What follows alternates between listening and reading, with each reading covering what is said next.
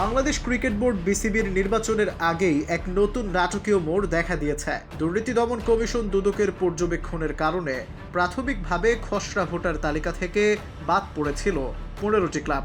পরে ক্লাবগুলোর দাবি ও আপত্তি যাচাই বাছাই শেষে তাদের কাউন্সিলরদের নির্বাচনী অধিকার ফেরানো হয়েছিল। কিন্তু মঙ্গলবার আদালতে 15 ক্লাবের বিরুদ্ধে রিট দায়ের হওয়ার পর একবারে তাদের নির্বাচনে অংশ নেয়ার অধিকার স্থগিত হয়ে যায়।